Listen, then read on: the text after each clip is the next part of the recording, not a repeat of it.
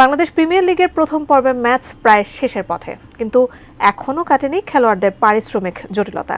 আর এবার এই দায় স্বীকার করে নিয়েছেন বাংলাদেশ ক্রিকেট বোর্ডের পরিচালক নাজমুল আবেদিন ফাহিম। বিস্তারিত শিহাব ইসলামের প্রতিবেদনে। বিপিএলের গ্রুপ পর্বের ম্যাচ প্রায় শেষ হলেও খেলোয়াড়দের পারিশ্রমিক ইস্যু এখনও সংবাদ মাধ্যমের নিয়মিত শিরোনাম হচ্ছে। বিপিএল শুরুর আগেই খেলোয়াড়দের পারিশ্রমিক নিয়ে আলোচনা শুরু হয়েছিল, তবে টুর্নামেন্ট যতই এগিয়েছে এই আলোচনা পরিণত হয়েছে বিতর্ক আর ক্ষোভে। ফলে এই ইস্যু শুধু বিপিএল টুর্নামেন্ট নয়, পুরো বাংলাদেশ ক্রিকেট অঙ্গনকেই ফেলেছে সমালোচনার মুখে। বিপিএল 2025 আসরের শুরু থেকেই আলোচনায় ছিল খেলোয়াড়দের পেমেন্ট ইস্যু। নিয়ম অনুযায়ী টুর্নামেন্ট শুরুর আগে চুক্তির 25% টাকা খেলোয়াড়দের দিতে হয়, কিন্তু এবারের বিপিএলে বেশ কিছু ফ্র্যাঞ্চাইজি এই নিয়ম অমান্য করেছে, জানিয়ে চলছে সমালোচনা। আরও চমকপ্রদ বিষয় হলো, টুর্নামেন্ট শেষ হতে চললেও অনেক খেলোয়াড় এখনো পাননি তাদের পাওনা অর্থ।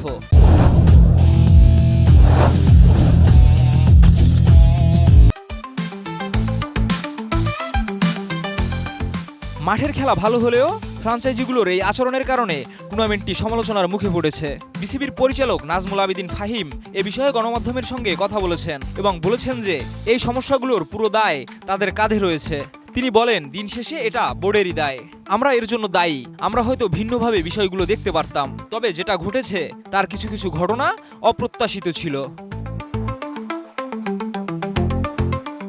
তিনি আরও বলেন, গত আগস্টে দেশের রাজনৈতিক পট পরিবর্তনের পর বিসিবির বেশ কিছু পরিবর্তন হয়, যার কারণে বিপিএল এর জন্য প্রয়োজনীয় প্রস্তুতি নেওয়া সম্ভব হয়নি। ফাহিম বলেন, প্রস্তুতির জন্য সময় ছিল না, এটা সবাইকে মানতে হবে। আমরা ঠিকভাবে প্রস্তুতি নিতে পারিনি, তবে এই টুর্নামেন্টটি যে করা সম্ভব হয়েছে তা একদিকে ভালো। তবে মাঠের বাইরের আলোচনা ছাড়া এবারের বিপিএল মাঠে ভালো পারফরমেন্স দেখাচ্ছে।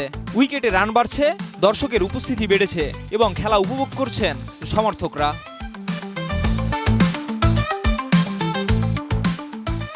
ফাহিম আশাবাদী, পরবর্তী আসরে এই ইতিবাচক দিকগুলো ধরে রেখে আরও ভালো মডেল তৈরি করতে চান।